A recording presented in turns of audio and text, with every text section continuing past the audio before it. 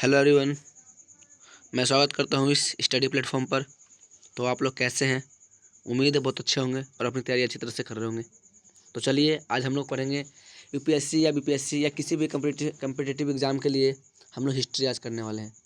ठीक है, आज हम लोग जो पढ़ेंगे संक्षिप्त इतिहास के इंट्रोडक्शन पढ़ेंगे। इसके बाद हम डे बाई डे क्लास अपना कंटिन्यू करेंगे। ठीक है, यदि आपको वीडियो अच्छा लगे तो लाइक शेयर सब्सक्राइब करना नहीं भूलिएगा। ठीक है एवरीवन, तो चलिए जैसा कि आपको दिख रहा होगा यहाँ पे हेडलाइन में हम लोग क्या पढ़ेंगे, तो संक्षिप्त इतिहास क्या पढ़ेंगे हम लोग, संक्षिप्त इतिहास के बारे में पढ़ेंगे। ठीक है, ये अपना संक्षिप्त बोले तो ये तुम्हारा पब्लिकेशन है। ठीक है, मतलब महेश वर्णवाल का, उनके बारे में बुक लिखा हुआ है, उनके बारे में हम लोग जानेंगे। एक पॉइंट के बारे में चर्चा करेंगे हम लोग। ठीक है, तो सबसे पहले हम लोग आज इंट्रोडक्शन देखेंगे, ये क्या इतिहास हम लोग कितना पढ़ना है, कैसे पढ़ना है, सब कुछ करेंगे। ठीक है ना, तो चलिए जैसे कि आपको दिख रहा होगा एनसीईआरटी सार बोल सकते हैं इसको, और ये क्लास 12 से लेकर कहाँ तक है, क्लास 12 दिख रहा होगा आप लोग को। एक मिनट में कलर चेंज कर लेता हूँ। ठीक है, देखिए क्लास आपको दिख रहा होगा 6 से लेकर कहाँ तक, 12 तक है। ठीक है, ये किसके लिए, तो यूपीएससी के लिए बोल सकते हैं, संघ लोक सेवा आयोग, राज्य स्तरीय विभिन्न परीक्षाओं के लिए, यानी कहने का मतलब बोल रहा है यूपीएससी के लिए बोल सकते हैं यहाँ पे। ठीक है, बीपीएससी के लिए और भी बहुत सारे स्टेट है, उसके एग्जाम जो होगा उसके ऊपर हम लोग डिपेंड करेंगे, चाहे बैंक हो, चाहे एसएससी हो, चाहे रेलवे हो। बैंक में तो मुश्किल से हिस्ट्री नहीं पूछता, लेकिन रेलवे में पूछता है। रेलवे हो गया, एसएससी हो गया, इस कंडीशन से पूछता है। तो हम लोग सभी कंपटीशन एग्जाम का तैयारी करते हैं ना, तो उसके बारे में हम लोग पढ़ते हुए चलेंगे। ठीक है एवरीवन, तो चलिए आज हम लोग इंट्रोडक्शन देखेंगे। ठीक है, तो जैसे कि आपको दिख रहा होगा कि लेखक कौन है, तो संपादन है महेश कुमार वर्णवाल के बारे में जान लेंगे हम लोग। ठीक है, चलिए तो सबसे पहले हम लोग पढ़ेंगे आज इनका अनुक्रमानी, है ना, यानी कहने का मतलब हम लोग देखेंगे क्या क्या हम लोग को पढ़ना है, क्या क्या टॉपिक पढ़ना है हम लोग। देखिए अनुक्रमानिका हम लोग इसके बारे में देखेंगे। सबसे पहला पढ़े हम लोग पढ़ेंगे इतिहास का परिचय, इतिहास का परिचय देखेंगे। इसमें हम इतिहास में देखेंगे क्या, प्राचीन भारत का इतिहास देखेंगे हम लोग। ठीक है, फिर हम लोग देखेंगे प्राचीन भारत के अंदर कौन कौन से पार्ट आते हैं। फिर हम लोग मध्यकालीन में देखेंगे। फिर हम लोग क्या है, मॉडर्न यानी आधुनिक भारत देखेंगे। तो सबसे पहले हम लोग क्या देखने वाले हैं, प्राचीन भारत का इतिहास। इसमें हम लोग सबसे पहले पढ़ेंगे ऐतिहासिक स्रोत, कहाँ से ऐतिहासिक स्रोत लिया गया है। इसमें हम लोग ऐतिहासिक स्रोत के अंदर हम लोग क्या क्या पढ़ना है, तो जैसे कि आपको दिख रहा होगा, है ना, देखिए जैसे कि हम लोग पढ़ेंगे पुरातात्विक स्रोत, कहाँ से सब खोजा गया है। सिक्के से हम मालूम कर सकते हैं। अभिलेख, इसके बारे में जाने क्या होता है। साहित्य स्रोत एक क्या है, इसके बारे में चर्चा करेंगे। अब विदेशी विवरण, यानी विदेशों द्वारा आने वाला जो यात्री होते हैं ना, उनके बारे में हम लोग चर्चा करेंगे। ठीक है, ये तुम्हारे किस में, तो ऐतिहासिक स्रोत के अंदर कहाँ कहाँ से इतिहास हम लोग इकट्ठा कर सकते हैं यहाँ पर। ठीक है, चलिए यदि मैं आप दूसरा आपसे बात करता हूँ, तो दूसरा देख लीजिए सब कोई। मैं क्या बोल रहा हूँ, प्रस्तुत युग, है ना, प्रस्तुर मतलब प्रस्तर युग क्या है, यानी आदि मानव क्या होगा, देखना आदि मानव जिसे हम लोग बोलते हैं। तो मानव की उत्पत्ति कैसे हुई और कैसे विकास हुआ, इसके बारे में चर्चा करेंगे। फिर हम लोग पढ़ेंगे पूरा पाषाण युग में क्या होता है। फिर पढ़ेंगे मध्य पाषाण युग में क्या होता है। फिर हम लोग पढ़ेंगे नव पाषाण युग में क्या होता है। इस सभी का चर्चा किया जाएगा लाइन बाय लाइन। ठीक है एवरीवन, चलिए आगे देखते हैं हम लोग। ताम्र पाषाण युग में क्या होता है, देखिए हम लोग पढ़ेंगे ताम्रपाषाण कृषक संस्कृतियाँ। कृषक मन होता है किसान। ठीक है, ताम्रपाषाण मने जो जैसे ताप, मतलब जैसे यहाँ पत्थरों वाली काल की बात हो रही है। ठीक है, संस्कृतियाँ बोले तो उसके कैसे रहन सहन है, क्या कंडीशन है, उसके बारे में हम लोग देखेंगे। इसमें हम लोग को पढ़ना क्या क्या है, ताम्रपाषाण यानी तांबा वाला जो काल था। ठीक है, ताम्रपाषाण युग में की बस्तियाँ पढ़ेंगे। ताम्रपाषाण व्यवस्था का महत्व पढ़ेंगे, क्या क्या उसका क्वालिटी था, क्या क्या उसका फैसिलिटी था। दक्षिण भारत का लोह युग में पढ़ेंगे, यानी जहाँ से लोह का आविष्कार होता है। ठीक है, अब मध्य महापाषाण युग में की संस्कृतियाँ, यानी महापाषाण काल में जो संस्कृतियाँ है ना, संस्कृति का मतलब रहन सहन, खान पीन, जो वहाँ पे रहते थे लोग कैसे रहते थे। ठीक है ना, उसके बारे में हम लोग चर्चा करेंगे। ठीक है, फिर हम पढ़ेंगे समाधान विधियाँ, समाधान विधियाँ, बहुत सारे ऐसा विधियाँ होगा, कुछ कानून होगा जो यहाँ लागू होगा, उसके बारे में भी देखा जाएगा। ठीक है, चलिए आगे चौथा पॉइंट, हड़प्पा सभ्यता। हड़प्पा संस्कृति कांस्य युग्मक संस्कृति बोलते हैं हम लोग। ठीक है, यानी कि इसे हम पहले देखेंगे, सबसे पहले भौगोलिक विस्तार कहाँ से कहाँ तक फैला हुआ है, उत्तर से दक्षिण कहाँ तक फैला हुआ है, इसके निशान देखेंगे। काल निर्धारण, बहुत सारे क्या बोलते हैं, मतलब इतिहासकारक है, वो अलग अलग टाइम बताते हैं वो कैसे है, तो काल निर्धारण हम लोग करेंगे। फिर पढ़ेंगे हड़प्पा के 4 भौगोलिक स्थल पढ़ेंगे, स्थल। फिर पढ़ेंगे नगर योजना और संरचनाएँ पढ़ेंगे। फिर पढ़ेंगे कृषि के बारे में, क्या है कृषि वहाँ का, पशुपालन यानी जानवरों को पालना। शिल्प और तकनीकी ज्ञान यानी कुछ श्रृंगार का ज्ञान और टेक्नोलॉजी के माध्यम से पढ़ेंगे। बिजनेस जिसे हम लोग व्यापार बोलते हैं। राजनीतिक संगठन कैसे कमेटी बनाया था वहाँ पे। फिर सामाजिक संगठन उसके बारे में देखा जाएगा। धार्मिक प्रथाएं क्या क्या लोग धर्म में से मानते थे, कैसे लोग रहते थे, किन किन भगवान को पूजा किया जाता था। ठीक है। फिर आता है सिंधु घाटी के पुरुष देवता कौन कौन थे, है ना, इस कंडीशन में देखेंगे। फिर हड़प्पाई लिपि क्या था, वहाँ का लिखा हुआ जो अक्षर हम लोग को मिला वो कैसा मिला, बताइए। खरोष्टी लिपि मिला, ब्राह्मी लिपि मिला, कैसी लिपि मिला उसके बारे में देखेंगे हम लोग। फिर देखेंगे माप तोल का इकाई क्या था, जैसे हम लोग जैसे वहाँ का अनुपात देख सकते हैं 16 का बोल सकते हैं, 16 के अनुपात में बोल सकते हैं। ठीक है। तो ऐसे हम लोग बहुत सारे देखेंगे इसके अंदर। और देखिए नेक्स्ट, यहाँ देखिए नेक्स्ट मैं बोलता हूँ मातृभांड क्या था। मातृभांड में मिट्टी का घड़ा मिला, उसके बारे में चर्चा करेंगे हम लोग। मोहर क्या होता है, जो पैसा जैसे मुद्रा है बोल सकते हैं मोहर। ठीक है। प्रतिमाएं क्या होता है, बहुत सारे मतलब मूर्तियाँ मिला है, फोटो में मिला है, पता है प्रतिमा मैंने फोटो, बहुत सारा फोटो मिला है, कैसे मिला है उसके बारे में देखेंगे। फिर पहले मूर्तियाँ, बहुत सारे मूर्ति मिला है, मूर्ति का आकार भी कैसा है, इससे हम लोग को क्या मालूम चलता है, कैसे राजा हुआ करते थे, कैसे राजा कपड़ा पहना करते थे, उनके बारे में चर्चा होती है। फिर पढ़ेंगे अंतिम संस्कार, है ना, वहाँ के लोग अंतिम संस्कार में कैसे कैसे लोग हैं, किनको जलाया जाता था, किनको जमीन के अंदर गाड़ा जाता था, इस कंडीशन में पढ़ेंगे। उद्भव, उत्पतन और आवास अवसान, ये सब कैसे होता है इसके बारे में देखेंगे हम लोग। हड़प्पा संस्कृति की नागरिकता, नागर, है ना, नागरिकता अवस्था, मतलब वहाँ के लोग को कैसे पहचानेंगे कि हड़प्पा के लोग ही हैं, ये सब इसके बारे में हम लोग चर्चा करेंगे इस चैप्टर के अंदर। ठीक है एवरीवन। आगे हम लोग क्या पढ़ेंगे 5वां चैप्टर में। आज हम लोग पता है सिर्फ इतिहास का इंट्रोडक्शन ले रहे हैं, हम लोग को पढ़ना क्या क्या इसके अंदर, ठीक ना। यानी मध्यकालीन भारत के अंदर पढ़ना है, तुम्हारे क्या बोलते हैं प्राचीन भारत के अंदर पढ़ेंगे, आधुनिक भारत के अंदर पढ़ेंगे, क्या क्या पढ़ना है उसका आज ओवरव्यू हो रहा है। कल से आपको नेक्स्ट क्लास में मिलेगा आपको। ठीक है। चलिए आगे पढ़ते हैं। यदि मैं आपसे बोलता हूँ क्या ऋग्वेदिक काल, ऋग्वेदिक समझते हो ना, जैसे मान लीजिए क्या होता है देखना, इसमें हम लोग को पढ़ना क्या क्या है तो देखिएगा। मूल निवास स्थान और पहचान पढ़ेंगे, जो वहाँ के लोग रहने वाले थे आर्यन लोग, वो कहाँ से आए थे, उनके बारे में क्या चर्चा है, क्या पहचान है, उनके बारे में चर्चा करेंगे। फिर आर्यन का पूरा डिटेल देखेंगे हम लोग। फिर हम लोग क्या पढ़ेंगे उपनिषद के बारे में पढ़ेंगे।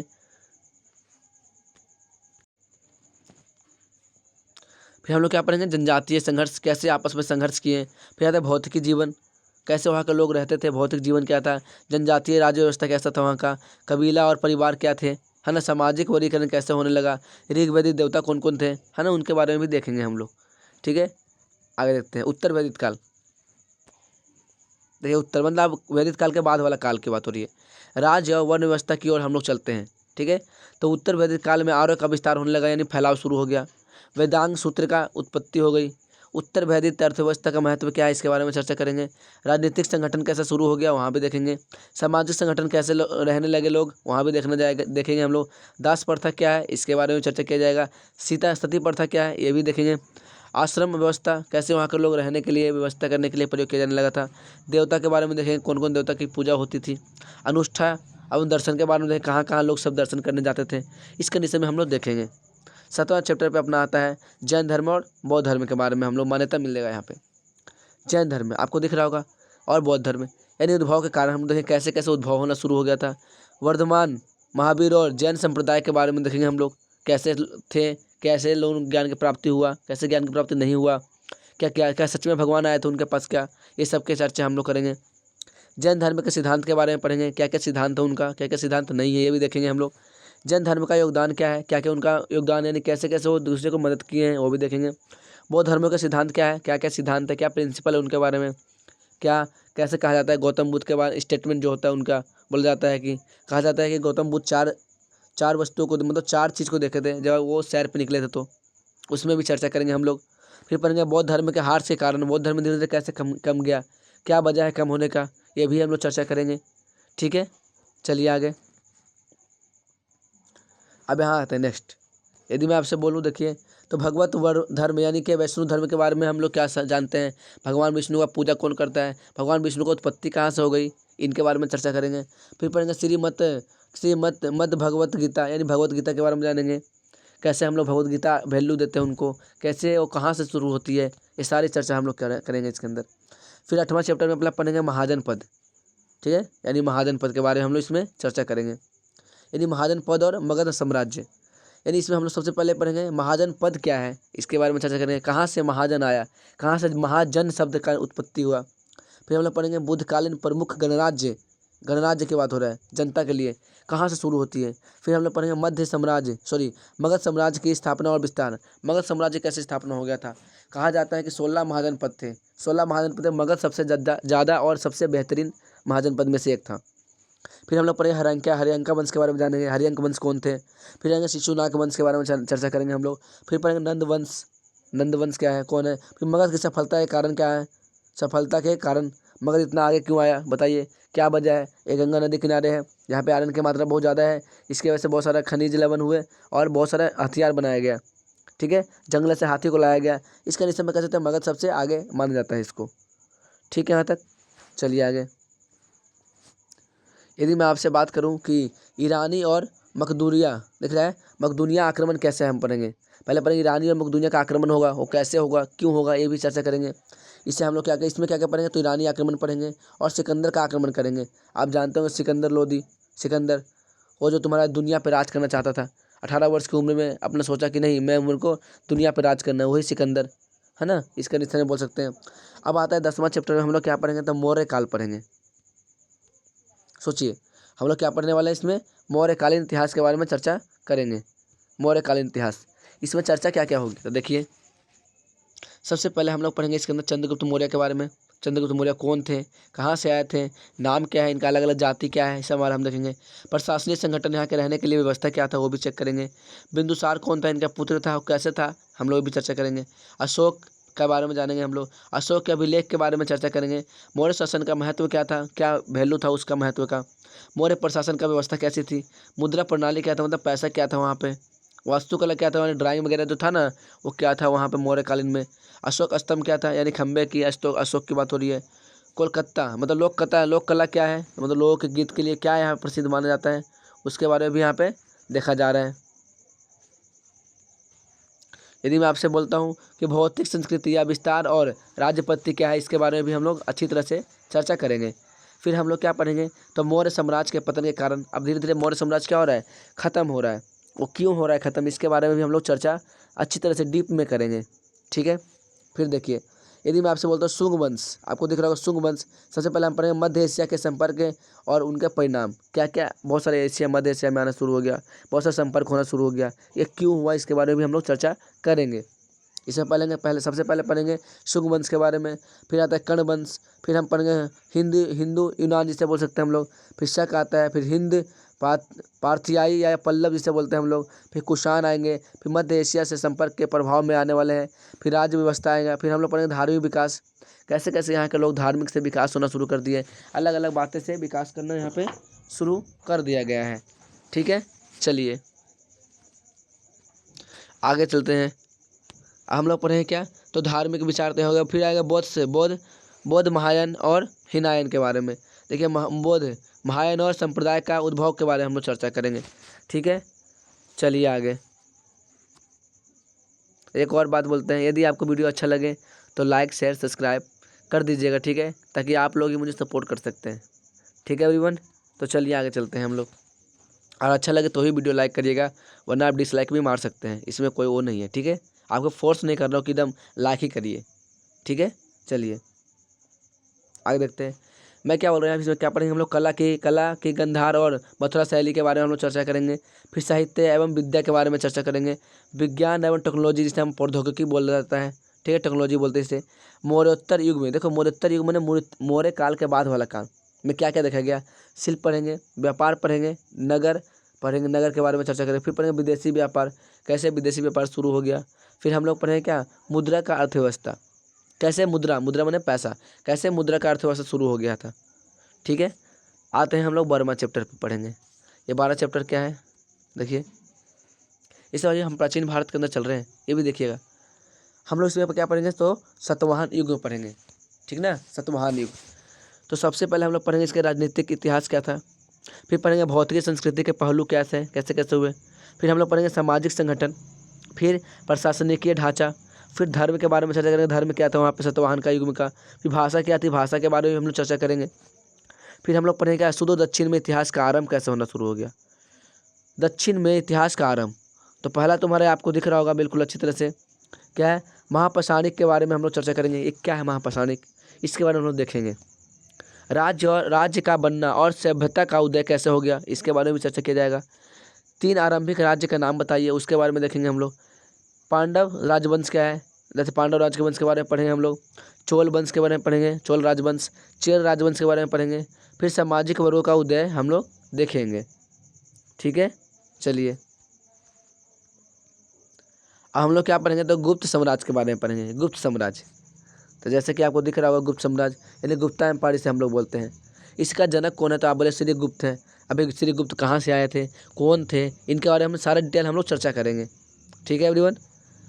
आगे देखिए फिर हम पढ़ेंगे इनके पुत्र के बारे में, घटोत्कच के बारे में। घटोत्कच के बारे में, उनके भी गुप्त है एक तरह से। फिर पढ़ेंगे चंद्रगुप्त प्रथम के बारे में, ठीक है। फिर आएंगे समुद्रगुप्त कौन थे, चंद्रगुप्त द्वितीय कौन थे, स्कंदगुप्त कौन थे, स्कंदगुप्त के उत्तराधिकारी कौन थे, या कैसे उनका काम होता था। गुप्त साम्राज्य का पतन मतलब खत्म कैसे धीरे धीरे होने लगा था। प्रशासनिक पद्धति कैसी थी, सामाजिक गतिविधियाँ कैसी थी, भगवत संप्रदाय का उद्भव और विकास कैसे होने लगा था, ये भी हम लोग चर्चा करेंगे। साहित्य क्या है, जैसे आपको दिख रहा होगा साहित्य है ना, देखिए साहित्य के बारे में चर्चा करेंगे। फिर हम लोग पढ़ेंगे वैज्ञानिक और टेक्नोलॉजी क्या है, ये तुम्हारा यहाँ पे होता है ख़त्म। और हम लोग आगे देखते हैं, हम लोग क्या पढ़ेंगे, हर्ष और उनका साम्राज्य के बारे में चर्चा करेंगे।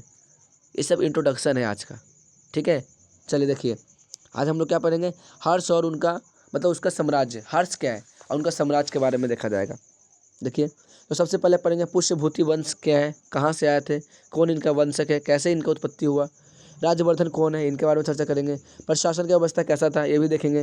प्रभाव वर्धन क्या है, किसको इफेक्ट किया गया है, यही भी चर्चा किया जाएगा। फिर पढ़ेंगे हर्षवर्धन के बारे में, हर्षवर्धन। फिर हर्षवर्धन के बाद हम पढ़ेंगे बौद्ध धर्म और जैन धर्म, बौद्ध धर्म और नालंदा के बारे में हम लोग चर्चा करेंगे अच्छी तरह से, ठीक है। चलिए यदि मैं आपसे बोलता हूँ आगे, तो आपको दिख रहा होगा कि हमारा पढ़ें दक्कन और दक्षिण भारत का इतिहास। देखो दक्कन और दक्षिण भारत का राज्य के बारे में चर्चा करेंगे। तो सबसे पहले हम लोग देखें क्या, काटे है ना, व काटक राजवंश के बारे में चर्चा करेंगे। फिर करेंगे हम लोग कल्याणी चालुक्य के बारे में।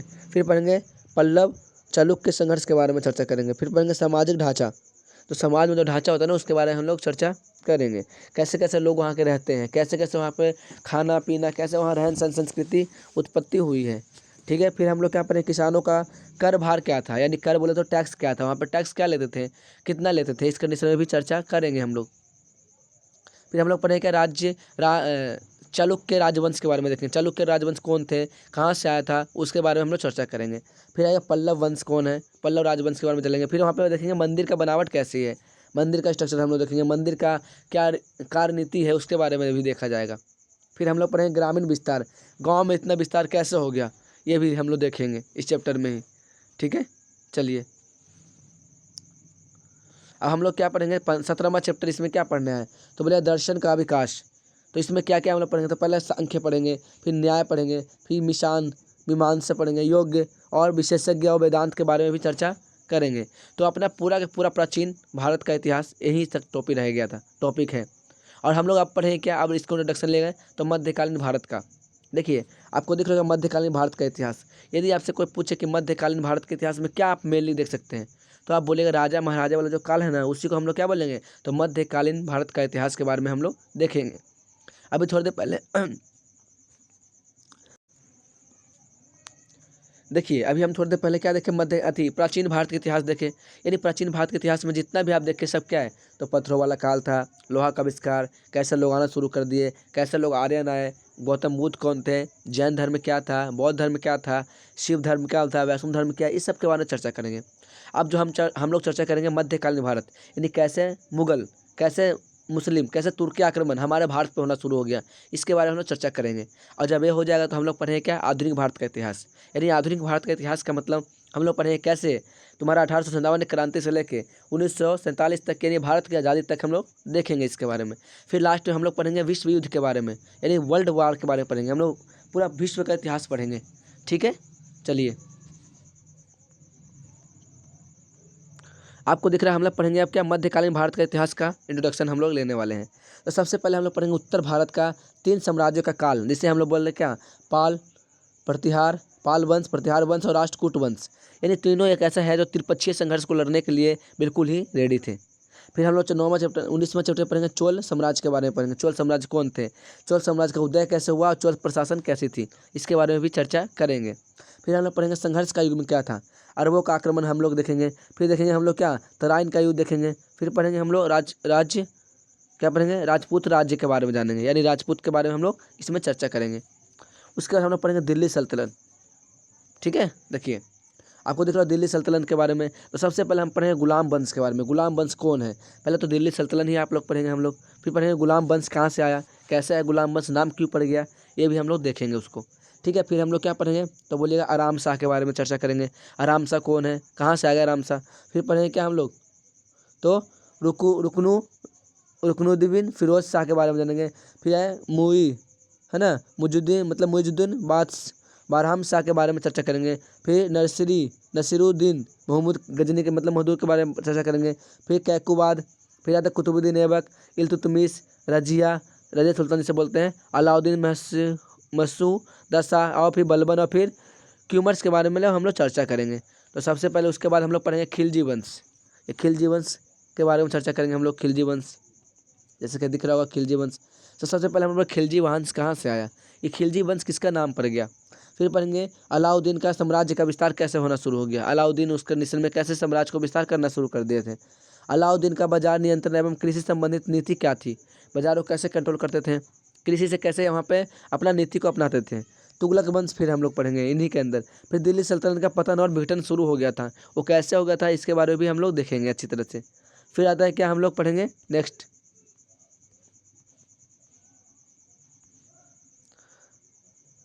क्या पढ़ेंगे हम लोग, इसके अंदर तुम्हारा क्या आता है, देखिए इसके अंदर तुम्हारा सैयद वंश भी पढ़ेंगे। जैसे मान लीजिए 22 है, तो खिलजी वंश के बाद हम लोग सैयद वंश और लोधी वंश के बारे में भी चर्चा करेंगे। और हम लोग देखेंगे क्या यहाँ पे, तो जैसे आपको दिख रहा होगा दिल्ली सल्तनत प्रशासनिक, आर्थिक एवं सामाजिक जीवन है कि कैसा था, इसके बारे में हम लोग देखेंगे। तो सबसे पहले केंद्रीय प्रशासन के बारे में समझेंगे, ये केंद्रीय प्रशासन क्या था वहाँ का। फिर पढ़ेंगे आर्थिक और सामाजिक जीवन, वहाँ की अर्थव्यवस्था कैसी थी, सामाजिक जीवन कैसा था। फिर पढ़ेंगे व्यापार, फिर पढ़ेंगे उद्योग, फिर पढ़ेंगे हम लोग व्यापारी के बारे में चर्चा करेंगे इसके अंदर। फिर हम लोग आगे पढ़ेंगे तो बोलेंगे राज्य का स्वरूप कैसा था, वहाँ का जो राज्य था वो देखभाल इसका कैसा था। फिर पढ़ेंगे लास्ट में हम लोग स्थानीय प्रशासन कैसे थी वहाँ की। ठीक है, चलिए आगे हम लोग अगला टॉपिक हम लोग क्या पढ़ेंगे, तो बोलिएगा विजयनगर और बहमनी साम्राज्य के बारे में चर्चा करेंगे। जैसे कि आपको दिख रहा होगा विजयनगर और बहमनी साम्राज्य के बारे में। ठीक है,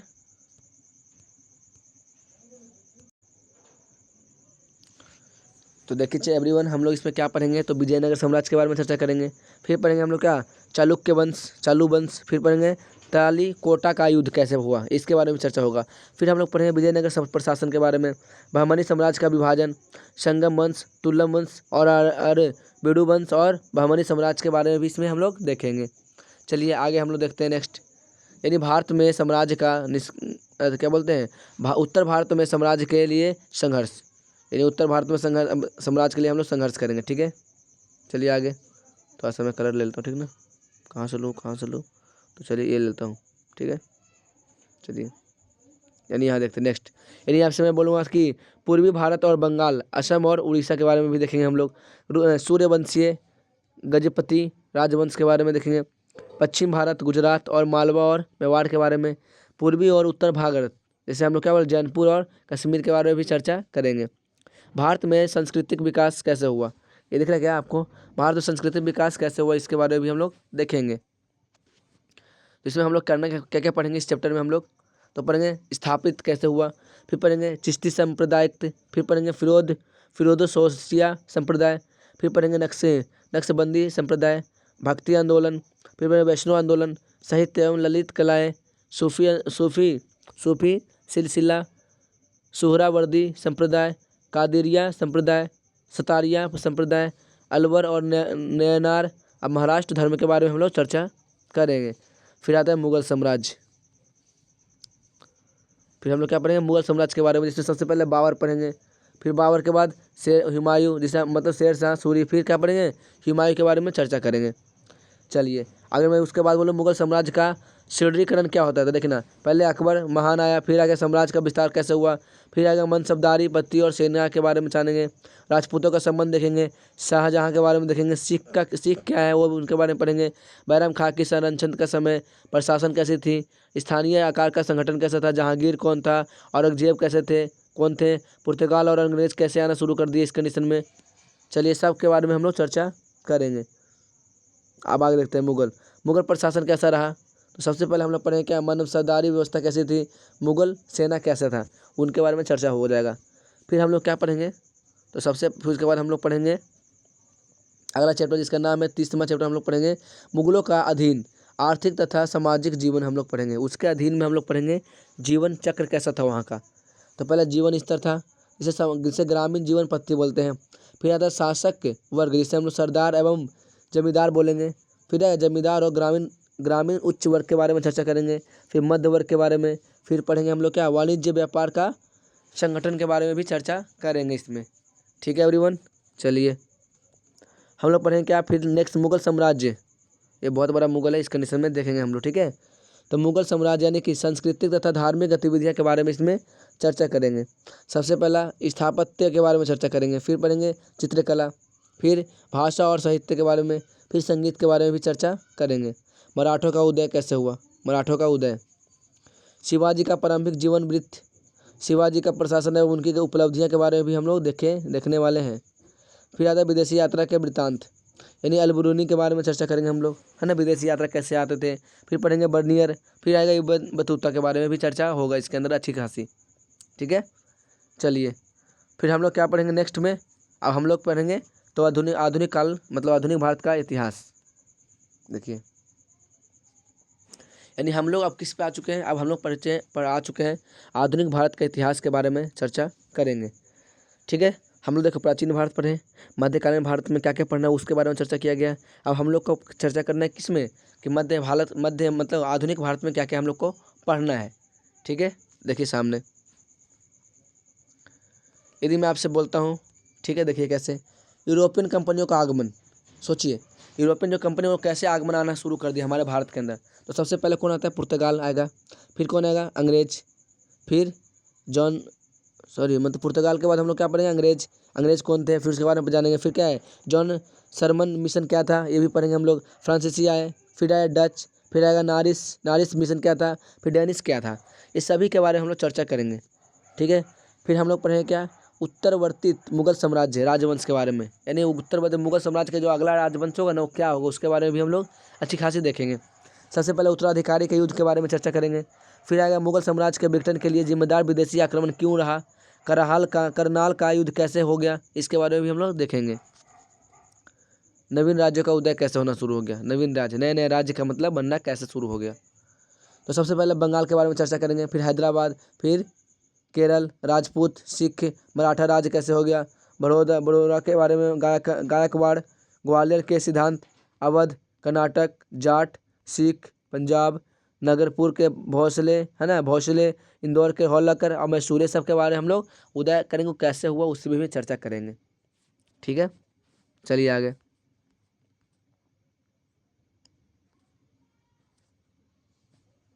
है ना, हम लोग पढ़े थे यहाँ पे, है ना, नेक्स्ट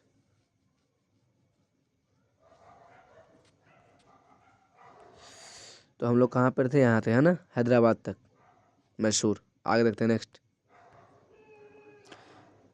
चलिए हम लोग फिर क्या देखेंगे, तो देखिए ब्रिटिश संप्रभुता की स्थापना क्या पढ़ेंगे हम लोग, ब्रिटिश संप्रभुता की स्थापना पढ़ेंगे। इसमें क्या क्या पढ़ेंगे, तो ब्रिटिश संप्रभुता की स्थापना कैसे हो गया ये भी देखेंगे। बंगाल का प्रशासन की दोहरी व्यवस्था कैसी थी इसके बारे में चर्चा करेंगे। क्यों होना शुरू हो गया, वार्ड हेस्टिंग और कार्नवालिस कौन है उनके बारे में भी देखेंगे हम लोग। ब्रिटिश शासन के सुदृढ़ बनाने का काम भी करेंगे। फिर आता है ब्रिटिश शासन का प्रशासनिक ढांचा का नीतियाँ क्या क्या था। तो इसका नीतियाँ देखिए क्या है, बहुत सारा इसका निम्नलिखित नीतियाँ हैं जैसे कि आपको दिख रहा होगा। पहला तो हमारा प्रशासनिक ढांचा देखेंगे, फिर आएगा रेगुलेटिंग एक्ट 1773 का वाला देखेंगे, फिर पिट इकाई इंडियन एक्ट 1784, भारत शासन अधिनियम 1858 के बारे में चर्चा करेंगे। न्याय व्यवस्था क्या था वो भी देखेंगे। ब्रिटिश सरकार का बढ़ता नियंत्रण, ये लगातार बढ़ रहा है, कैसे बढ़ रहा है ये हम लोग देखेंगे। स्थायी बंदोबस्त क्या था, रैयतवाड़ी क्या थी, मालवाड़ी क्या थी, उद्योग और व्यापार के बारे में चर्चा करेंगे, भारतीय उद्योग का पतन कैसे हुआ ये भी हम लोग देखेंगे, और सामाजिक कानून क्या है इसके बारे में हम लोग चर्चा करेंगे। ठीक है, फिर आगे देखते हैं नेक्स्ट, ब्रिटिश शासन के विरुद्ध किया गया कार्य क्या है, तो बोले प्रमुख विद्रोह हो गया है ना, 1857 का विद्रोह हम लोग देखेंगे नेक्स्ट। अब विद्रोह का दमन कैसे होना शुरू हो गया था, बहावी आंदोलन क्या है उसके बारे में चर्चा करेंगे, विद्रोह के मुख्य केंद्र एवं नेतृत्वकर्ता कौन है ये भी देखेंगे हम लोग, विद्रोह का स्वरूप क्या है इसके बारे में भी चर्चा की जाएगी। ठीक है, आगे देखते हैं। यदि मैं आपसे बोलता हूँ क्या 1857 के बाद भारत में ब्रिटिश नीतियाँ का प्रशासन कैसे रहा, जैसे आपको दिख रहा होगा, मैं थोड़ा कलर चेंज कर लेता हूँ। जैसे मैंने क्या बोला आपको, देखिए मैंने बोला कि 1857 के बाद भारत में ब्रिटिश नीतियों का प्रशासन कैसे रहा। तो सबसे पहले हम इसमें पढ़ेंगे 1858 का एक्ट और इंग्लैंड की महारानी की घोषणा की गई।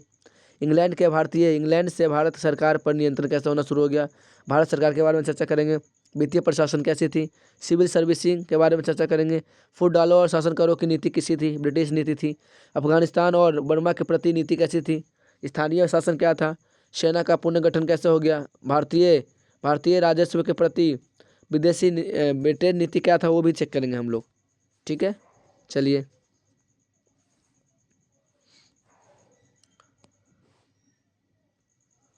देखिए नेक्स्ट हम लोग क्या पढ़ेंगे, तो आर्थिक जीवन में परिवर्तन, यानी किसानों पर भारी बोझ कैसे था, है ना। नगदी फसल कैसे उगाते थे हम लोग, भारत में अकाल कैसे आने लगा, छोटे जातियों को कैसे वैल्यू नहीं देने लगा था, किसानों की आर्थिक दशा क्या हो गई थी, और सिंचाई की सुविधाओं का विकास कैसे होना शुरू हो गया था, इस कंडीशन हम लोग चर्चा करेंगे। और यहाँ देखते हैं नेक्स्ट, परिवहन का विकास कैसे हुआ, भारत में आधुनिक उद्योग कैसे शुरू हो गया, धन निष्कासन का सिद्धांत क्या है, रेलवे के बारे में चर्चा करेंगे। भारत धन का बहिर्गमन क्या है, अलोह की आर्थिक दिशा क्या थी। ठीक है, आगे चलते हैं नेक्स्ट में हम लोग चलेंगे। चलिए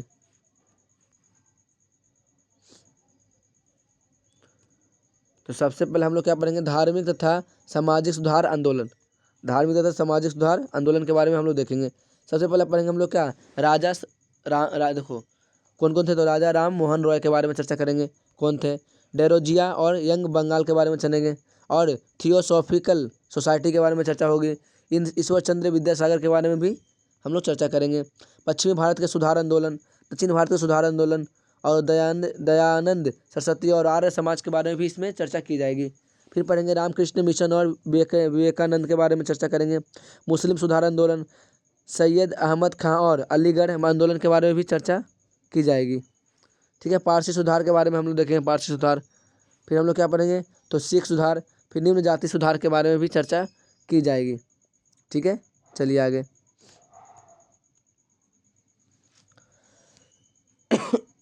देखिए भारतीय राष्ट्रवाद का उदय कैसे हुआ, तो राजनीतिक और प्रशासनीय एकता के बारे में चर्चा करेंगे। आर्थिक परिवर्तन क्या क्या हुआ इसमें ये भी देखेंगे हम लोग। भारत में आधुनिक उद्योग की स्थापना कैसे हुई इसके बारे में चर्चा की जाएगी।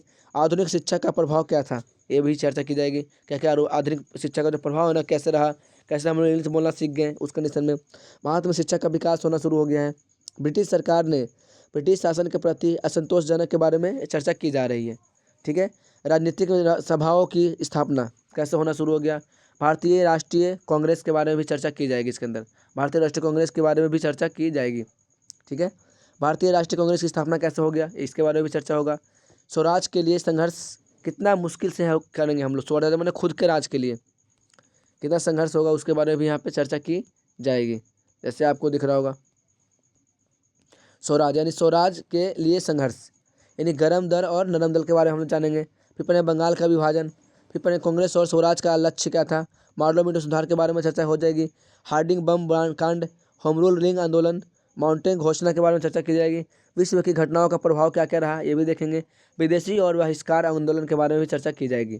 कांग्रेस का सूरत अधिवेशन और क्रांतिकारी कौन थे ये भी देखेंगे। प्रथम विश्व युद्ध और लखनऊ समझौता के बारे में भी चर्चा अच्छी तरह से हो जाएगी इस चैप्टर में अंदर। चलिए उसके बाद हम लोग क्या पढ़ेंगे, तो महात्मा गांधी के बारे में चर्चा करेंगे। महात्मा गांधी कौन थे, बिना महात्मा गांधी के पढ़े बिना आप किसी भी यूपीएससी को एग्जाम नहीं निकाल सकते, ये भी जान लीजिएगा। तो सबसे पहले पढ़ेंगे महात्मा गांधी क्या उदय कैसे हुआ, ये गांधी कौन था। गांधीवादी, गांधी एक नाम नहीं, गांधी एक पूरा समाज है, लेकिन गांधीवादी है। यानी फिर पढ़ेंगे रोलेट एक्ट के बारे में। फिर खिलाफत आंदोलन के बारे में चलेंगे, चौरी चौरा कांड के बारे में चर्चा हो जाएगी। युद्ध के बाद ब्रिटिश नीति कैसी थी ये भी देखेंगे। जलियांवाला बाग हत्याकांड के बारे में हम लोग चर्चा करेंगे। फिर पढ़ेंगे असहयोग आंदोलन के बारे में। फिर पढ़ेंगे मुस्लिम लीग की स्थापना कैसे होना शुरू हो गया था, ठीक है। फिर पढ़ेंगे हम लोग क्या राष्ट्रीय आंदोलन की चर्चा की जाएगी, राष्ट्रीय आंदोलन, है ना। तो राष्ट्रीय आंदोलन के बारे में हम लोग देखेंगे, राष्ट्रीय आंदोलन कैसे शुरू होती है। देखिए, तो स्वराज पार्टी कौन थी, कैसे स्वराज पार्टी की स्थापना हो गई, इसके बारे में हम देखेंगे। फिर क्या देखेंगे, तो समाजवादी विचार का प्रशासन कैसे हुआ, क्रांतिकारी आंदोलन के बारे में चर्चा की जाएगी। सेंट्रल लेजिस्लेटिव असेंबली बम कांड के बारे में चर्चा हो जाएगी। सविनय अवज्ञा आंदोलन के बारे में, दलित वर्गों के आंदोलन के बारे में भी इसमें हम लोग देखेंगे, ठीक है। भारतीय राष्ट्रीय आंदोलन और विश्व के बारे में भी चर्चा की जाएगी। फिर लास्ट हम लोग क्या पढ़ेंगे, तो बरदौली सत्याग्रह के बारे में भी चर्चा करेंगे। अब आते हैं स्वतंत्र भारत के, है ना, स्वतंत्र भारत। स्वतंत्र भारत की ओर हम लोग चर्चा करते हैं। तो सबसे पहले इसमें पढ़ेंगे हम लोग द्वितीय विश्व युद्ध एवं राष्ट्रीय आंदोलन के बारे में भी इसमें सबसे मुख्य रूप से चर्चा की गई है। फिर हम लोग पढ़ेंगे भारत छोड़ो आंदोलन, भारत छोड़ो, गो बैक का नारा लगेगा। आज़ाद हिंद फौज के बारे में भी चर्चा की जाएगी। युद्ध के बाद राष्ट्रीयता की लहर कैसी लहरी, कैसी मतलब सब एक दूसरे में फैला। स्वतंत्रता का उदय कैसे होना शुरू हो गया। तत्कालिक कारक क्या हो सकता है उदय का। गुट निरपेक्ष आंदोलन कैसे खत्म हुआ। भारत एक राष्ट्र बना, स्वतंत्र राष्ट्र बना और पंचशील समझौता का उदय होना शुरू हो गया इस चैप्टर के अंदर, ठीक है। हम आप पढ़ेंगे क्या, विविध के बारे में भी चर्चा करेंगे, ठीक है। कौन कितना बड़ा, कितना छोटा, कितना चौड़ा, इसके बारे में हम लोग चर्चा करेंगे। अब हम पढ़ते हैं क्या, वर्ल्ड वार के बारे में, यानी कि विश्व इतिहास। इसका हम लोग क्या पढ़ेंगे, तो विश्व के इतिहास के बारे में बहुत डीपली नॉलेज लेंगे, यानी विश्व का इतिहास, ठीक है। जैसे देखिए आपको दिख रहा होगा पूर्ण जागरण हम लोग पढ़ेंगे। तो पूर्ण जागरण में सबसे पहले हम लोग जो पढ़ेंगे वो क्या पढ़ेंगे, तो मानवतावाद पढ़ेंगे। मानवतावाद क्या है। फिर पढ़ेंगे हम लोग क्या, पूर्ण जागरण काल का साहित्य क्या था। फिर पढ़ेंगे आधुनिक विज्ञान का आरंभ कैसे शुरू हो गया। फिर पढ़ेंगे कला और स्थापत्य के बारे में चर्चा की जाएगी। फिर मुद्रण कला का आविष्कार, दिख रहा होगा आप लोग को क्या, तो मुद्रण कला का आविष्कार हम लोग कैसे करेंगे इसमें भी देखा जाएगा सबको, ठीक है। चलिए आगे, यदि मैं आपसे बोलता हूँ क्या कि धर्म सुधार आंदोलन के बारे में भी चर्चा की जाएगी। धर्म सुधार आंदोलन, तो धर्म सुधार आंदोलन आपको दिख रहा होगा। तो सबसे पहले हम लोग क्या पढ़ेंगे, कैथोलिक चर्च का बुराइयाँ, कैथोलिक चर्च है उसका बुराइयाँ कैसे कैसे होना शुरू हो गया था, ये भी हम लोग अच्छी तरह से देखेंगे। फिर पढ़ेंगे चर्च का विरोध विद्रोह क्या होना शुरू हुआ। फिर आएंगे मार्टिन लूथर और प्रोटेस्टेंट धर्म सुधार आंदोलन के बारे में चर्चा करेंगे, यानी प्रोटेस्ट धर्म सुधार आंदोलन का प्रसार कैसे हुआ ये भी हम लोग देखेंगे। फिर नए देशों की खोज और व्यापार के बारे में हम लोग चर्चा करेंगे, कैसे नए नए देश का खोज शुरू हो गया था। तो सबसे पहले हम लोग पढ़ेंगे महान खोज यात्रा के बारे में हम लोग चलेंगे, महान खोज यात्रा। फिर हम लोग देखेंगे क्या, तो हम लोग देखेंगे फिर व्यापारिक और उपनिवेशीकरण के बारे में देखेंगे, कैसे कैसे लोग व्यापार करना शुरू कर दिए और उपनिवेशीकरण पढ़ेंगे, ठीक है। फिर पढ़ेंगे पूंजीवादी और उद्योगिक क्रांति के बारे में भी चर्चा की जाएगी। जैसे पूंजीवादी क्या है, पूंजीवादी का उदय, उद्योगिक क्रांति का उदय कैसे हुआ ये भी देखेंगे। चलिए आगे देखते हैं हम लोग। फिर देखेंगे हम लोग क्या है नेक्स्ट, इंग्लैंड, है ना, यानी इंग्लैंड में क्रांतिकारी का प्रारंभ कैसे हो गया। भाप से चलने वाली इंजन का आविष्कार कहाँ से शुरू हो गया, कैसे बना। फिर पढ़ेंगे कृषि में क्रांति, कृषि में क्रांति कैसे होना शुरू हो गया। औद्योगिक पूंजीपति तथा औद्योगिक मजदूरों के बारे में हम लोग चर्चा करेंगे। कपड़ा उद्योग यानी कपड़ा क्रांति के बारे में चर्चा की जाएगी। यातायात में सुधार आना शुरू हो गया है। औद्योगिकरण के परिणाम क्या रहा, लास्ट में रिजल्ट जो निकला उसे क्या बोलेंगे हम लोग। फिर पढ़ेंगे हम लास्ट में अमेरिका की क्रांति, अमेरिका क्रांति के बारे में चर्चा की जाएगी इसके अंदर, अमेरिका क्रांति। चलिए देखते हैं। तो सबसे पहले हम पढ़ेंगे अमेरिका क्रांति में अमेरिका में अंग्रेजों के उपनिवेश कैसे शुरू हो गए थे। फिर पढ़ेंगे अमेरिकी स्वाधीनता युद्ध के कारण क्या क्या हो गया। फिर क्या मैसाचुसेट्स की सभा के बारे में जानेंगे। बोस्टर की चाय पार्टी के बारे में हम लोग गणना करेंगे। फिलाडेल्फिया का सम्मेलन और स्वतंत्रता की घोषणा, अमेरिका की बात हो रही है यहाँ पे, ठीक है, किया जाएगा इसके अंदर। स्वतंत्रता का युद्ध हम लोग कैसे देखें, स्वतंत्रता का युद्ध, ठीक है, देखिए क्या पढ़ेंगे, स्वतंत्रता का युद्ध के बारे में चर्चा करेंगे हम लोग। फिर देखिएगा नेक्स्ट कहाँ पढ़ते हैं यहाँ पे, है ना, ये। फिर अमेरिका का संविधान के बारे में चर्चा करेंगे, कैसे अमेरिका का संविधान बन गया। फिर हम लोग पढ़ेंगे अमेरिका की क्रांति का महत्व क्या क्या रहा, इसके बारे में भी चर्चा की जाएगी बहुत अच्छी तरह से। चलिए आगे देखते हैं हम लोग। फ्रांस की क्रांति के बारे में चर्चा करेंगे, फ्रांस की क्रांति कैसे शुरू हो गया। देखिए, तो सबसे पहले हम लोग पढ़ेंगे फ्रांस की सामाजिक स्थिति कैसी थी। फिर हम लोग पढ़ेंगे तीसरा वर्ग, ठीक है। फिर उसके बाद हम लोग अगला चैप्टर जो मतलब अगला टॉपिक जो पढ़ेंगे क्या है, तो दस्तकार तथा शहरों के मजदूर लोग के बारे में चर्चा करेंगे। तर्कवाद और तर्क का युग के बारे में चर्चा करेंगे। फिर पढ़ेंगे अर्थशास्त्री के बारे में, अर्थशास्त्री कौन है, इनके बारे में चर्चा की जाएगी। क्रांति का प्रारंभ कहाँ से हुआ, कैसे हुआ। क्रांति और नेपोलियन के युद्ध में क्रांति और नेपोलियन के युद्ध कैसे हुआ, इसके बारे में भी चर्चा की जाएगी। फ्रांस की क्रांति का विश्व का प्रभाव कैसे कैसे रहा, तो बहुत खतरनाक प्रभाव रहा इसका भी। अमेरिका में क्रांतिकारी क्या था, ये क्रांतियाँ था। 1848 ईस्वी की क्रांतियों के बारे में चर्चा करेंगे। जर्मन के एकीकरण के बारे में भी चर्चा करेंगे। विशेषाधिकार प्राप्त वर्ग या एस्टेट्स के बारे में हम लोग देखेंगे। फिर देखेंगे मध्य वर्ग कौन थे, राजतंत्र के बारे में चर्चा करेंगे। पादरी का प्रवाह, लोकतंत्र, युद्ध और राजतंत्र का अंत कैसे हुआ, इसके बारे में भी हम लोग देखेंगे अच्छी तरह से। यूरोप में क्रांतिकारी आंदोलन शुरू हो गया। इंग्लैंड में लोकतंत्र का विकास और इटली का एकीकरण होना शुरू हो गया था। चलिए आगे देखते हैं हम लोग। अब प्रथम विश्व युद्ध के बारे में हम लोग चर्चा करेंगे, ठीक है। देखिएगा, प्रथम विश्व युद्ध हम लोग देखेंगे। तो सबसे पहले पढ़ेंगे तत्कालिक कारक क्या हो सकता है प्रथम युद्ध का। फिर पढ़ेंगे यूरोप से बाहर युद्ध का फैलाव कैसे शुरू हो गया, युद्ध का अंत कैसे होगा, है ना, युद्ध का विस्तार कितना दूर तक हुआ, और क्या नाकेबंदी की नीति क्या थी, नाकेबंदी की, इसके नीचे में हम लोग इसके बारे में चर्चा करेंगे। फिर पढ़ेंगे हम लोग क्या, रूस क्रांति। तो देखो रूसों में क्रांतिकारी का आंदोलन कैसे रहा। फिर पढ़ेंगे अक्टूबर क्रांति, फरवरी क्रांति, और लास्ट में वैश्वीकरण का प्रभाव हम लोग देखने वाले हैं इस चैप्टर में। फिर हम लोग पढ़ेंगे दो विश्व युद्ध के बीच की दुनिया कैसी रही, इस काल की विशेषता के बारे में चर्चा करेंगे, कैसे कैसे यहाँ पे काल था।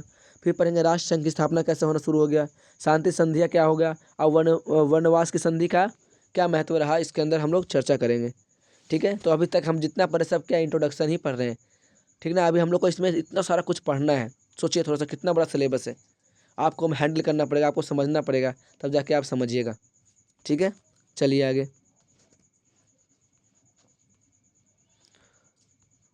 नेक्स्ट देखते हैं। यहाँ पे 48 नहीं, यहाँ से अब आगे देखते हैं इसमें हम लोग क्या क्या पढ़ना है। यानी ऑस्ट्रेलिया हंगरी, दिख रहा है आप लोग क्या, यानी कि ऑस्ट्रेलिया हंगरी और तुर्क के साथ साथियाँ संबंध कैसे था, है ना, साथियाँ कैसे बना, और पेरिस से शांति सम्मेलन कैसा शुरू हो गया था।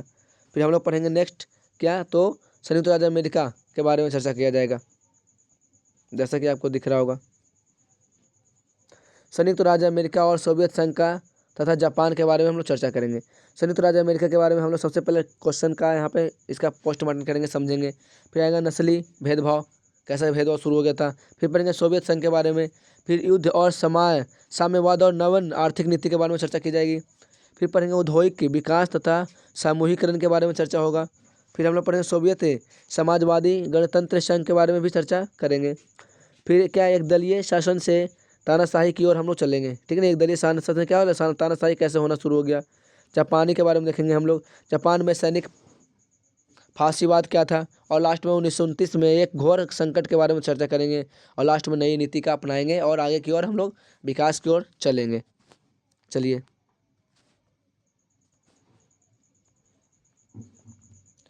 देखिए, सबसे पहले से पढ़े यूरोपियन परिदृश्य के बारे में चर्चा करेंगे। कब से कब डेट है, तो 1919 से लेकर 1923 के बीच में हम लोग इसको डेट माना गया है, इसमें हम तो चर्चा करने वाले हैं। तो देखिए, यूरोप में नए राज्य का उत्पत्ति होना, वायमन गणतंत्र के बारे में चर्चा करेंगे। वायमन गणतंत्र की आर्थिक समस्या क्या क्या थी ये देखेंगे। 1924 ईस्वी में से 1936 ईस्वी तक यूरोप के बारे में चर्चा करेंगे। ब्रिटेन का घटना चक्र क्या था, पुर्तगाल तथा स्पेन के बारे में भी हम लोग देखेंगे। राष्ट्रसंघ क्या है, मुसोलिनी का उदय कैसे हुआ, सर्व सत्तावादी शासनों का उदय कैसे हुआ, और इटली का फांसीवादी का क्या महत्व है। फ्रांस में राजनीतिक स्थिरता क्या है, और जर्मनी में नाजीवाद की विजय कैसे हुआ, और लास्ट में पढ़ेंगे स्पेन का गृह युद्ध के बारे में हम लोग चर्चा करने वाले हैं। और लास्ट में विश्व मतलब सेकेंड वर्ल्ड वार, देखिए हम लोग पढ़ेंगे सेकेंड वर्ल्ड वार के बारे में, ठीक है। यानी क्या पढ़ेंगे, तो युद्ध का आरंभ कैसे हो गया, पूर्वी पोलैंड और वाल्टन राज्य पर सोवियत संघ कैसे कब्जा कर लिया, डेनमार्क और नॉर्वे की विजय कैसे हुई, बेल्जियम नीदरलैंड और फ्रांस का आत्मसमर्पण कैसे हुआ, ब्रिटेन की लड़ाई क्या थी, सोवियत संघ एवं जर्मन आक्रमण कैसे हुआ, संयुक्त राज्य युद्ध में प्रवेश कैसे होगा, पर्ल हार्बर पर आक्रमण और विश्व युद्ध के बारे में भी चर्चा की जाएगी। स्टॉलिन ग्राड की लड़ाई कैसे चली। नेक्स्ट पढ़ेंगे यूरोप में, क्या पढ़ेंगे, यूरोप में मित्र, देख रहा क्या सबको, क्या मैं क्या बोलना चाह रहा हूँ मुझे। तो यूरोप में मित्र राष्ट्र की विजय हुआ और जर्मनी का आत्मसमर्पण करना और जापान का आत्मसमर्पण करना, हम लोग इसके बारे में पढ़ेंगे। फिर लास्ट में हम कुछ MCQ प्रश्न का मतलब क्वेश्चन करेंगे हम लोग। ठीक है एवरीवन, तो अपना हम लोग को इतना बारे में पढ़ना है। ठीक है, इतना सारा हम लोग को चर्चा करना है इस चैप्टर के अंदर, इतना सारा टॉपिक है पढ़ने के लिए। ठीक है, तो यहाँ तक आपको वीडियो बताइए कैसा लगा। यदि आपको अच्छा ज़रा सा भी लगा होगा तो लाइक कर दीजिएगा। ठीक है, और शेयर सब्सक्राइब जरूर कर लीजिएगा ताकि और भी स्टूडेंट पढ़ सकते हैं और आगे की ओर बढ़ सकते हैं। ठीक है एवरीवन, तो चलिए इसको बारे हम लोग थोड़ा और जानते हैं। जैसा आपको दिख रहा होगा यहाँ पे मैप में क्या क्या बताना चाह रहा हूँ मैं, ये बताने की कोशिश कर रहा हूँ कि इतिहास का एक परिचय, यानी इतिहास को मैं एक अलग ढंग से एक मैप के माध्यम से आप देख सकते हैं किस तरीके से बांट दिया गया है। तो उसी के माध्यम से आपको मैं दिखाना चाहता हूँ कि कैसे एक हम लोग शुरू से मैप पढ़ रहे हैं ना, दिमाग में एक फिक्स कर लीजिए कि मुझे इसी तरह से इतिहास को आगे की ओर लेकर जाना है। इतिहास सबसे टफ सब्जेक्ट में से कहा जाता है, लेकिन ऐसा भी नहीं है कि बिल्कुल ही टफ है। आप इसे समझिए, इसको एक एक पॉइंट को डील करिए, तब आपको बहुत अच्छा लगेगा चैप्टर। ठीक है, चलिए आगे। तो दिख रहा होगा आपको इतिहास, चलिए इतिहास को समझते हैं कुछ चरणों में हम लोग भी, ताकि आपको भी थोड़ा समझ में आए कि हाँ सही में इतिहास थोड़ा रोचक वाली बात है, इंटरेस्टेड है। देखिए इतिहास आपको दिख रहा होगा यहाँ पे, देखिए इतिहास को 3 भागों में बांटा गया। सबसे पहला प्रागैतिहासिक काल, फिर आएगा आदिऐतिहासिक काल, फिर हम लोग क्या पढ़ेंगे, ऐतिहासिक काल के बारे में पढ़ेंगे। प्रागैतिहासिक काल, दिख रहा है प्रागैतिहासिक काल के 3 भाग है। आप बोलिएगा पूरा पाषाण काल, फिर पढ़ेंगे मध्य पाषाण काल, फिर पढ़ेंगे नव पाषाण काल। तो देखिए पूरा पाषाण काल अज्ञात काल से लेकर 9000 ईसा पूर्व को माना जाता है। अगर मैं मध्य पाषाण काल की डेट बताऊं तो 900 ईसा पूर्व से लेकर 1000 मतलब 9000 ईसा पूर्व से लेकर 1000 ईसा पूर्व तक मानते हैं। ठीक है, ये ईसा पूर्व से आप डिफरेंट मतलब डाउट मत रहिएगा, इसे हम लोग BC बोलते हैं शॉर्ट में, यानी बिफोर ऑफ क्राइस्ट, यानी ईसा मसीह के जन्म से पहले की कहानी चल रहा है। फिर हम लोग पढ़ेंगे क्या, 9000 मतलब 4000 ईसा पूर्व से लेकर 2500 ईसा पूर्व के बीच में आता है, इसे हम बोलते हैं प्रागैतिहासिक काल के बारे में चर्चा की जाती है। यदि मैं आपसे बोलूँ कि हम अब पढ़ेंगे क्या, तो नेक्स्ट पढ़ेंगे आदिऐतिहासिक काल की चर्चा होगी। क्या होगी, आदिऐतिहासिक काल, दिख रहा होगा आदिऐतिहासिक काल। तो आदिऐतिहासिक काल में 2 काल है, पहला तुम्हारा सिंधु घाटी सभ्यता आता है इसके अंदर, दूसरा क्या तुम्हारा वैदिक सभ्यता आता है। ठीक है, तो सिंधु घाटी सभ्यता का डेट क्या है तुम्हारा, बोलेगा 2500 ईसा पूर्व से लेकर 1500 ईसा पूर्व तक को माना जाता है। और वैदिक काल है 1500 ईसा पूर्व से लेकर 600 ईसा पूर्व को माना जाता है। और वैदिक सभ्यता भी 2 भागों में बटा गया है, देख लीजिए यहाँ पे। नेक्स्ट हर एक चीज़ को चर्चा करते हुए चलेंगे, ठीक ना, ताकि आपको हर एक पॉइंट को नॉलेज मिल जाए। इसे भी 2 भागों में बांटा गया है। पहला तो वो ऋग वैदिक काल, जो कि इसका डेट बताओ तो 1500 से लेकर 1000 ईसा पूर्व के बीच हो रहा है। उस दूसरा क्या, उत्तर वैदिक काल के बारे में बात हो रही है, इसे हम लोग क्या 1000 से लेकर 600 ईसा पूर्व के बीच में बात हो रही है। ये तुम्हारा हो गया आदिऐतिहासिक काल के बारे में, जिसे हम लोग लिखा तो मिला लेकिन हम पढ़ नहीं सके। और आते हम लोग ऐतिहासिक काल के बारे में चर्चा करेंगे।